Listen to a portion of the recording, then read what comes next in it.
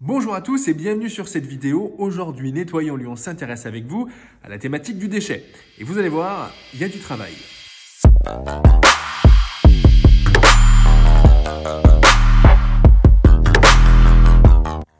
Il existe aujourd'hui 3 types de déchets. Les déchets ménagers, municipaux comme on les appelle, qui représentent 39 millions de tonnes par an en moyenne. Donc ça, c'est les déchets des citoyens. Il existe aussi les déchets des entreprises, hors secteur BTP et travaux, qui représentent à eux seuls 63 millions de tonnes. Et le troisième, le plus gros, celui qui nous intéresse aujourd'hui, ce sont les déchets liés à la construction, aux bâtiments, au BTP et aux travaux publics. Et à eux seuls, ils représentent 223 millions de tonnes par an. Aujourd'hui, on va rencontrer deux sites de Cerdex.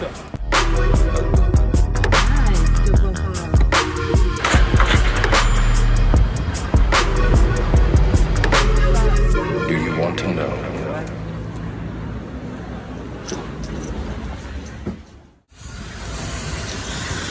Bonjour à tous, aujourd'hui on est sur le site de Cerdex, sur le port. Je suis avec Julien Joubert. Est-ce que Julien, tu peux nous présenter qui est Cerdex? Alors Cerdex est une société de recyclage qui appartient au groupe Cerfin, une entreprise historique sur la région lyonnaise, issue du travaux publics avec sa filiale principale qui s'appelle Serpollet. Donc on a comme activité la réception et le tri des déchets en mélange des chantiers de l'agglomération lyonnaise. Donc nous on accompagne les acteurs de la région de Lyon pour dans leur tri. Alors le tri qu'on préconise souvent à la source. Et en complément, on a un centre de tri ici pour la réception des déchets en mélange non dangereux. Et enfin, on va préconiser sur les centres d'enfouissement soit le combustible solide de récupération, appelé maintenant le CSR, de la valorisation énergétique. Alors, comme vous l'avez compris, ici on est sur un centre de pré-tri. Ici, les différents matériaux vont être triés. Ils vont être ensuite envoyés vers un autre site. Tous les camions rentrent ici, tous les camions s'arrêtent sur la bascule, descendent. Donc le camion va être pesé au complet.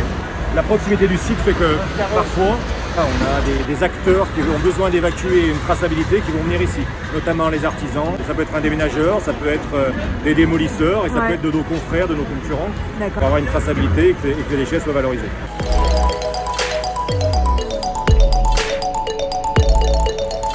Donc là on arrive sur la plateforme. La plateforme de réception des déchets en mélange issus du BTP. Et puis le volume de déchets est toujours important.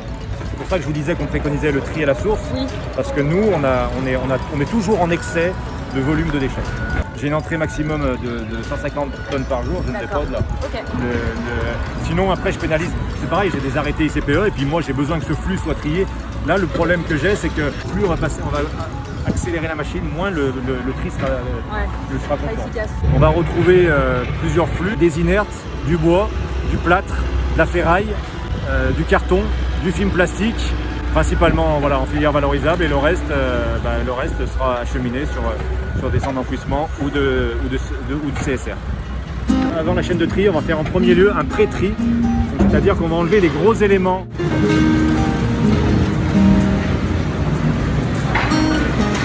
Les gros éléments sont enlevés, vous avez une pelle à pince qui va préparer, on va dire, malaxer un peu le déchet et alimenter le gros cribleur qui est derrière pour faire les séparations des fines, des inertes et alimenter la chaîne de tri supérieure à 110 pour pouvoir trier manuellement. On va trier le plastique rigide, le carton, et dans les bennes vous allez avoir deux bennes de bois. Là vous voyez le bois tomber, une benne de plâtre, une benne de ferraille encore derrière et enfin l'inerte. Et vous avez aussi un overband qui ramène les ferrailles.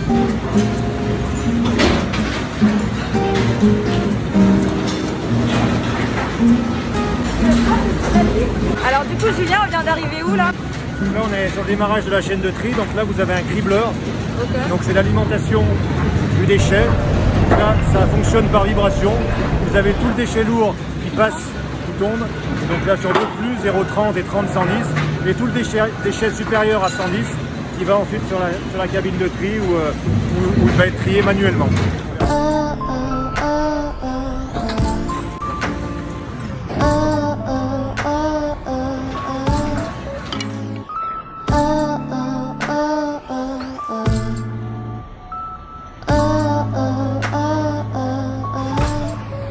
Say 1, 2, I can break.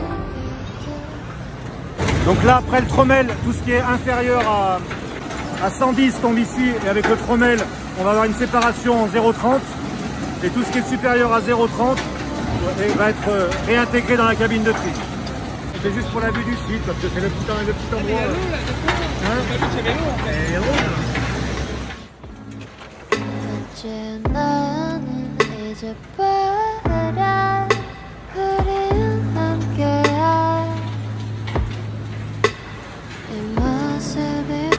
Alors là, on vient de rentrer dans la cabine de tri.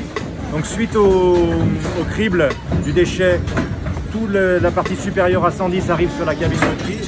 Et là, on a des trieurs qui vont séparer les différents flux. Donc trier les plastiques rigides, les plastiques, le carton, le bois, le plâtre, les inertes et la ferraille. Hop, le carton est entré.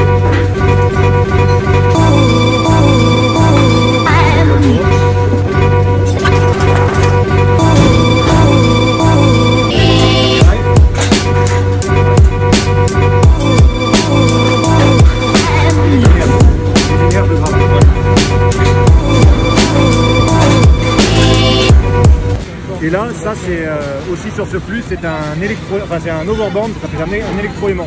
Voilà. On voit la ferraille monter, ça tombe dans le convoyeur qui est ici et ça revient dans la benne de ferraille. D'accord. Qui arrive. C'est-à-dire qu'on peut avoir des bennes qui ont beaucoup de carton, qui ont beaucoup d'inertes, beaucoup de plâtre. Donc en fait, là vous adaptez en fait. Ils s'adaptent.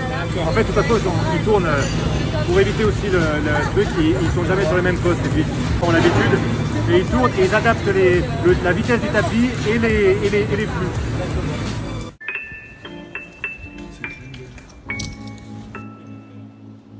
Là, je reçois la laine de verre.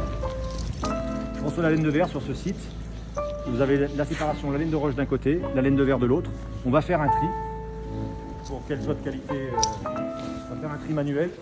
Donc une fois que la laine de verre est triée, on emballe, on sort des balles à peu près de 500 kg, on les filme, on les stocke à l'extérieur et on travaille avec un partenaire pour les revaloriser. Là vous voyez les balles sont faites. Donc elles sont valorisées comment? Ça c'est quoi tu sais après derrière? Alors ça refait de la laine de verre. C'est des laines de verre qui sont issues des chantiers, souvent de démolition. Elles vont être amenées ici, nous on va vérifier la qualité du tri, on va les emballer et on va les réenvoyer en process de production. C'est le cercle vertueux habituel qu'on cherche à faire sur les déchets. C'est comme vous, on découvre que les gens ont certaines consciences qu'on n'imaginait pas, et quand on explique, on communique que la laine de verre se valorise, et on sait que c'est un produit qui est quand même corrosif, pas très agréable, et ben, du coup on en réceptionne plus que on pouvait l'imaginer au début, donc c'est bien, c'est même le partenaire qui a du mal à suivre. Ouais.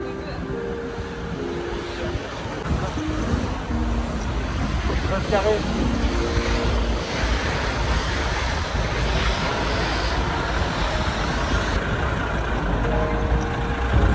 Si on est ici aujourd'hui, c'est en grande partie grâce à John de JBM. C'est une entreprise qu'on a rencontrée un peu par hasard, hein, il faut le dire. Exactement. Et c'est aussi pour ça qu'il nous a emmené justement aujourd'hui auprès des gens avec qui il travaille. Donc on est chez Serdex. JBM réunit 3 pôles. Un pôle environnement, un pôle TP et un pôle négoce.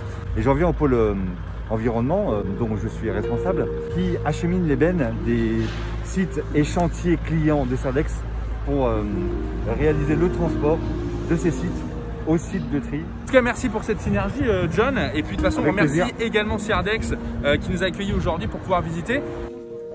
Merci bien. Hop.